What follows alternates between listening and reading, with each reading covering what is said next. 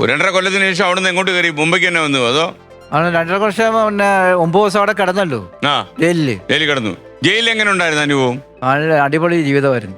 ആയിരുന്നു എന്ന് വെച്ചാ നല്ല ഭക്ഷണമൊക്കെ അന്ന് പിടിച്ച് അങ്ങോട്ട് നമ്മള് പിന്നെ കയറി ചെന്നപ്പോ ഒരടി കിട്ടി. നടടി അതവിടെ ഉണ്ടല്ലേ? അല്ല പിന്നെ നമ്മളെ പാസ്പോർട്ട് ഇല്ലല്ലോ. അപ്പൊ പാസ്പോർട്ടില്ലാതെ ചെന്നപ്പോ ഇങ്ങനെ വഴി നിപ്പുണ്ട് അതൊക്കെ ആരോ ഇങ്ങനെ അടിച്ചൊരു വിടലുണ്ട്. അത് ചുമ്മാ അടിച്ചൊന്ന് വരുത്തത്തേ ഉള്ളൂ? നല്ലപോലെ അടിക്കൂ. തലയ്ക്കാ അടിക്കുന്നത്, അല്ലാതെ ഇവിടങ്ങും അല്ല അടിക്കുന്നത്. അകത്ത് കയറിയ പിന്നെ അടി കിട്ടിയാലും കുത്തിയാലും കൊന്നാലും നമ്മള് രക്ഷപ്പെട്ടിട്ട് വീട്ടിൽ ചെന്ന് എത്താൻ മതിയുള്ള ചിന്തയായില്ലേ. അങ്ങനെ അടിയും കിട്ടി അന്നേരം തന്നെ മുട്ടയും കടിക്കും. അങ്ങോട്ട് കയറിയ ഉടനെ തല മുട്ടയും കടിക്കും.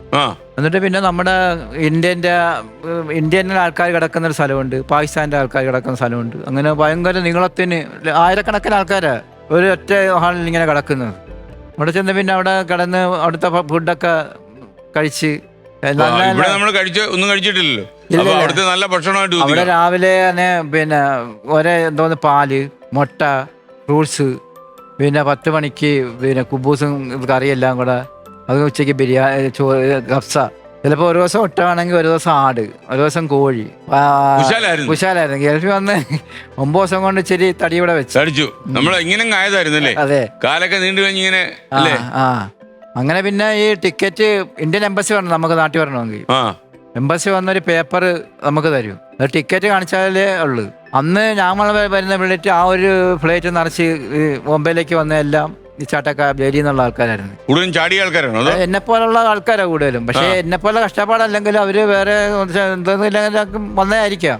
അത് നമ്മളെ 2 വരെ ബലം കിട്ട് വണ്ടി ബസ്സിനകത്തോട്ട് കയറ്റിയിട്ട് നമ്മളിപ്പോ ഫ്രണ്ടിൽ കൂടെ അല്ലേ കയറുന്ന, ഇതല്ല എയർപോർട്ടിനകത്ത് വരുക.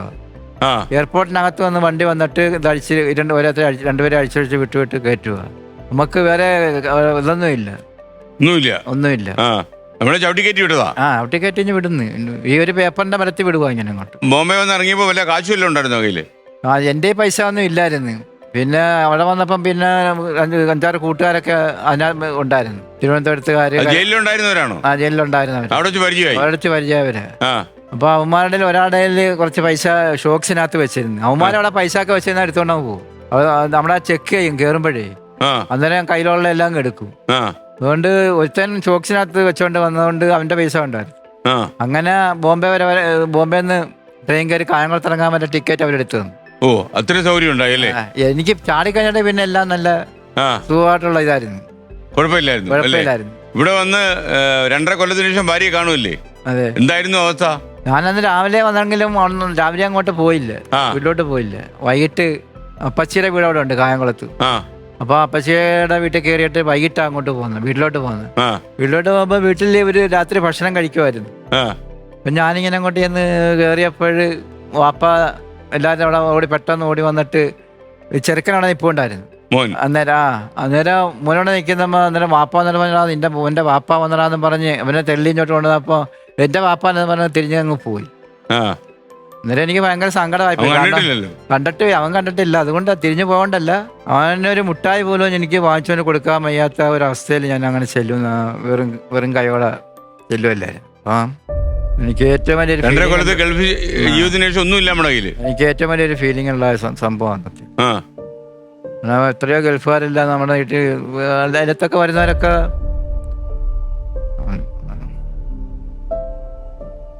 ആലോചിക്കുമ്പോൾ സങ്കടമാണ്. ഏറ്റവും ദുരനുഭവം അത് തന്നെ ആയിരിക്കും അല്ലേ? അപ്പൊ കണ്ടപ്പോ നിങ്ങൾക്ക് പ്രതീക്ഷിക്കാത്തൊരു സംഭവല്ലേ? അല്ലെ, എന്തായിരുന്നു ഒരു ഫീലിംഗ്? ഭയങ്കര ഫീലിംഗ് ആയിരുന്നു. ഞാൻ പടച്ചവനോട് ഇങ്ങനെ ദുആ ചെയ്ത് നമസ്കരിച്ചോണ്ടിരിക്കുമ്പോഴാണ് കയറി വരുന്നത്. ആണോ? അത് ശരി. എത്രയും പെട്ടെന്ന് എത്തിച്ചതാ, എവിടെ ഉണ്ടെങ്കിലും എത്തിച്ചതാന്നും പറഞ്ഞ് ദുആ ചെയ്യുമ്പോഴാ. മുംബൈ വന്ന് ഇറങ്ങിയതൊക്കെ നിങ്ങൾ അറിഞ്ഞില്ലേ? അതൊന്നും അറിഞ്ഞിട്ടില്ല. അവിടെ കണ്ടെത്തിയെന്ന് മാത്രമേ അറിയാവുള്ളൂ. ഇങ്ങനെ പെട്ടെന്ന് വന്ന് കയറുമെന്നും അറിയില്ലായിരുന്നു. പക്ഷെ ജയിലിൽ നിന്ന് ഇവര് കയറി പറഞ്ഞാട്ടൊന്നും ഇവർക്കറിയില്ലല്ലോ. എത്ര ദിവസം കഴിഞ്ഞാൽ വിടുന്നതെന്നൊന്നും അറിയില്ലല്ലോ. അല്ലെ, ഇവരെ അറിയിക്കാൻ മാർഗമില്ലല്ലേ? കത്തെഴുതുണ്ടെങ്കിലേ അറിയാനൊക്കത്തുള്ളൂ. അപ്പൊ ഇങ്ങനെ എവിടെ പിടിച്ചെന്നുള്ളതും ഞാനന്ന് അവിടെ ചാടി ചെന്നപ്പോ പ്രസവിച്ച് കുട്ടി ആൺകുട്ടിയാണെന്നൊക്കെ അന്നല്ലേ അറിയുന്നത്. എന്നാലും വലിയൊരു ജീവിതമായി പോയി താങ്കളുടെ. അതെ. ഓക്കെ, നമുക്കത് മാത്രല്ല, നമ്മളാ നോവലൊക്കെ വായിച്ചിരിക്കുമ്പോഴേ ഒറ്റയടിക്കൊക്കെ വായിച്ചു തീർത്ത നോവലത്. ആ നോവൽ വായിച്ചപ്പോ ഇതൊക്കെ ഇങ്ങനെ സംഭവിക്കൂ എന്നൊക്കെ നമ്മളിങ്ങനെ അനുഭവപ്പെട്ടു. സംഭവിക്കും. അത് 101 ആ നോവല് വായിച്ചിട്ടുള്ള ഒരുപാട് ആൾക്കാർ എന്നോട് പറഞ്ഞിട്ടുണ്ട് അതൊക്കെ ബെന്യാമിന്റെ ഇമാജിനേഷൻ ആണ് എന്നൊക്കെ പറഞ്ഞിട്ടുണ്ട്. താങ്കൾ ആ നോവൽ വായിച്ചോ? വായിച്ചപ്പോ താങ്കൾക്ക് എന്താ തോന്നി? വായിക്കാൻ പറ്റിയോ? ഒരു പേജ് അങ്ങോട്ട് നീങ്ങൂ? അതെ, ഞാൻ കുറച്ച് 2-3 ദിവസം കണ്ടാ വായിച്ചത്. അപ്പൊ വായിച്ചു കഴിഞ്ഞാൽ ഞാനും എന്തായാലും എനിക്ക് ഭയങ്കര സങ്കടമായിരുന്നു വായിക്കുമ്പോ. സ്വന്തം കാര്യമല്ലേ വായിക്കുന്നത്. അതെ അതെ. ബെന്യാമിൻ ഇല്ലാത്ത ഒരു വിഷമം താങ്കൾക്കുണ്ടാവും. കാര്യം താങ്കൾ ഇതെല്ലാം അനുഭവിച്ചല്ലേ. അതെ അതെ അതെ.